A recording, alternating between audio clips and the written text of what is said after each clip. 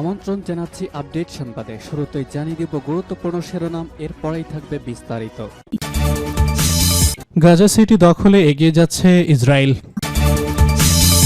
এদিকে গাজার সমর্থনে ইউরোপে হাজারো মানুষের বিক্ষোভ। আর থাকছে রাশিয়া সম্পূর্ণভাবে সমস্যা সমাধানের আকাঙ্ক্ষা পোষণ করে বলছে পুতিন। আর থাকছে সরকার বিরোধী বিক্ষোভে উত্তাল সার্বিয়া। জানিয়ে দিব মার্কিন উপকূলে 1000 উচ্চতার মেগা সুনামির সম্ভাবনা। সর্বশেষ জানিয়ে দিব পাকিস্তানে বন্যায় মৃতের সংখ্যা 300 ছাড়ালো। শুনছিলেন সংবাদ শিরোনাম, এখন বিস্তারিত। তার আগে অনুরোধ থাকবে ভিডিওতে একটি লাইক দিন এবং কমেন্টস করে জানিয়ে দিন কোন জেলা থেকে বা কোথা থেকে আমাদের সঙ্গে যুক্ত রয়েছেন।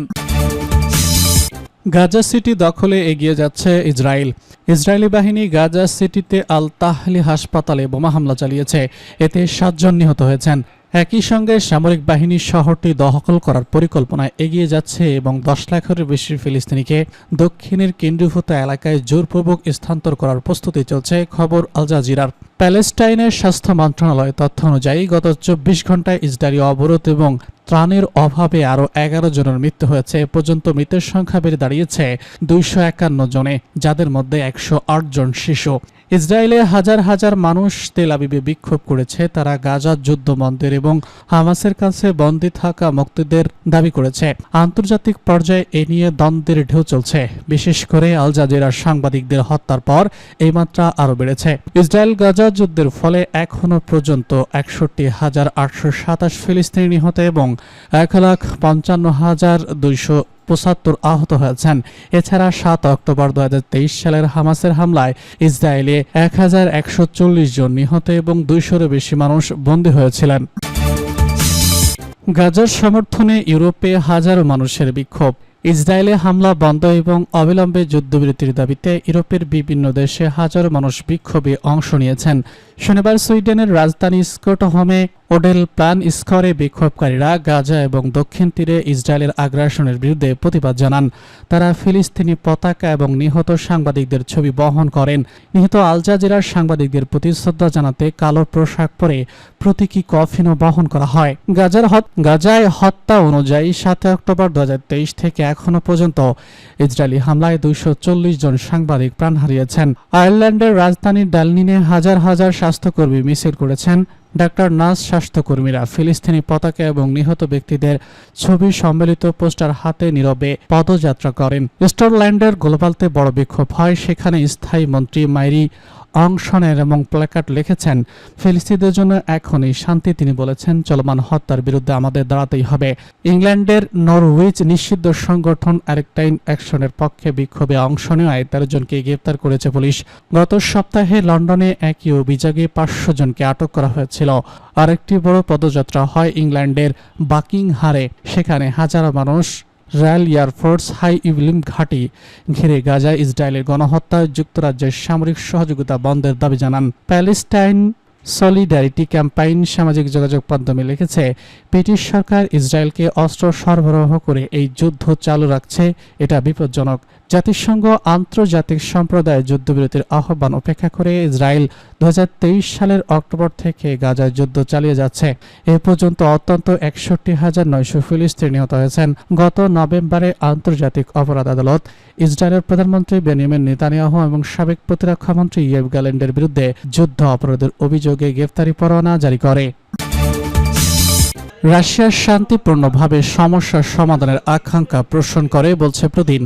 রাশিয়ার প্রেসিডেন্ট ভ্লাদিমির পুতিন বলেছে, মস্কো মার্কিন প্রশাসনের সংঘাতে দ্রুত অবসানের অবস্থানকে সম্মত করে এবং শান্তিপূর্ণভাবে সব সমস্যার সমাধানের আকাঙ্ক্ষা পোষণ করে।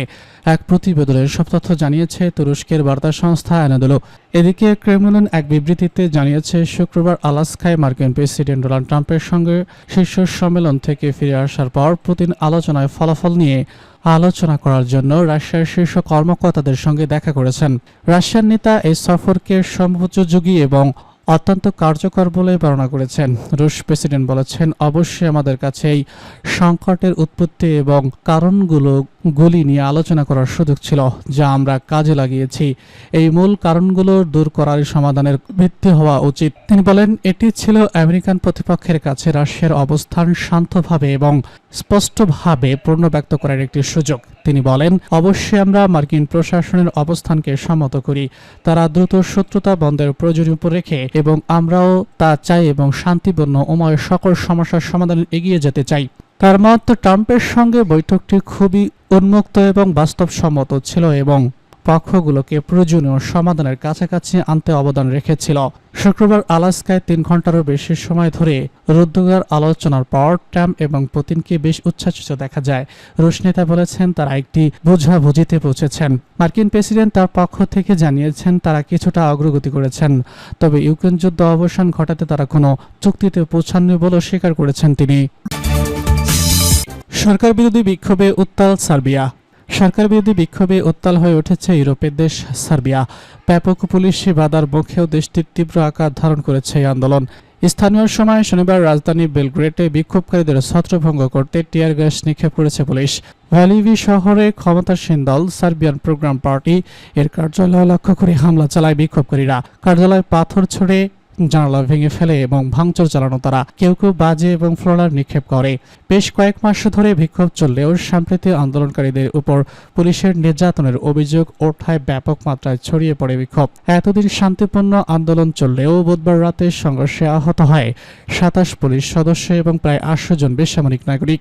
এছাড়াও আটক করা হয় 47 জনকে। এরপর থেকেই বেড়েছে আন্দোলনকারীদের তীব্রতা।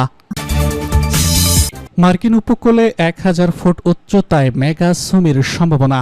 মার্কিন প্যারিসে উপকূলে মেগা সুনামি আঘাত আনতে পারে, যা শ্যাকলোডিয়া সাবপ্রেশন জোন সি জেট এর বড় ধরনের ভূমিকম্পের কারণে সৃষ্টি হতে পারে।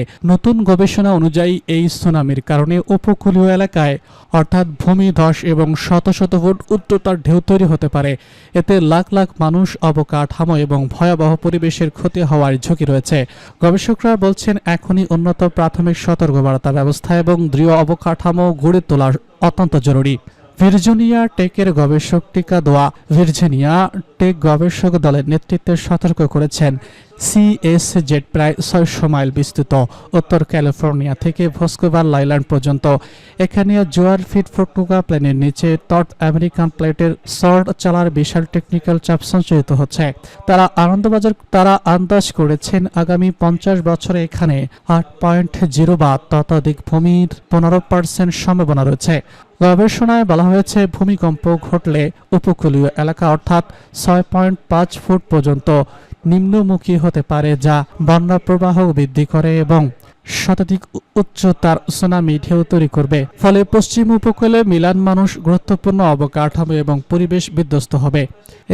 সিএস জেট ভূমিকম্পের পূর্বে সর্বশেষ বড় ধাক্কা 1700 সালে হয়েছিল, যা জাপান পর্যন্ত রেকর্ড করা হয়েছিল। বর্তমানে ঘনবসতি, উন্নয়ন শহর অঞ্চল এবং গুরুত্বপূর্ণ যোগাযোগে নেটওয়ার্কের কারণে প্রভাব আরও ভয়াবহ হতে পারে। পাকিস্তানের বন্যায় মৃতের সংখ্যা 300 ছাড়ালো।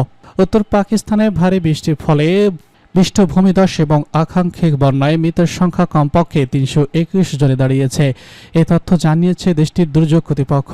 দুর্যোগ কর্তৃপক্ষ জানিয়েছে 360 জন উত্তর পশ্চিম পাকিস্তানের পাহাড়ি খাইবার পাখতুনখোয়া প্রদেশে, 5 জন গিলগিট বালতিস্তানের উত্তরাঞ্চলে এবং 9 পাকিস্তান শাসিত কাশ্মীরে। এর আগে কর্তৃপক্ষ জানিয়েছিল খাইবার পাখতুনখোয়া প্রদেশের বন্যা কবলিত বুলেট জেলায় 225 জন মারা গিয়েছেন। এর আগে কর্তৃপক্ষ জানিয়েছিল খাইবার পাখতুনখোয়া প্রদেশের বন্যা কবলিত বুমের জেলায় 225 জন মারা গিয়েছেন। আকাঙ্ক্ষিক কর্তৃপক্ষ জানিয়েছিল খাইবার পাখতুনখোয়া প্রদেশের বন্যা কবলিত মনের জেলায় 25 জন মারা গিয়েছে। আকাঙ্ক্ষিক এই বন্যায় অধিকাংশের মৃত্যু হয়েছে এবং ঘর বাড়ি ধসে তাদের মধ্যে 15 জন নারী এবং 13 জন শিশু রয়েছে। কমপক্ষে 23 জন আহত হয়েছে। দেশটির সরকারি জানিয়েছে বন্যা কবলিত প্রদেশের উদ্ধার অভিযানে থাকা একটি হেলিকপ্টার খারাপ আবহাওয়ার কারণে বিধ্বস্ত হয়েছে। এতে আরও 5 সদস্য নিহত হয়েছে। হেলিকপ্টারটি একটি সামরিক বিমান ছিল। যেসব এলাকায় পৌঁছানো কঠিন সেখানে মানুষের সাহায্য করার জন্য হেলিকপ্টার ব্যবহার করা হয়েছিল।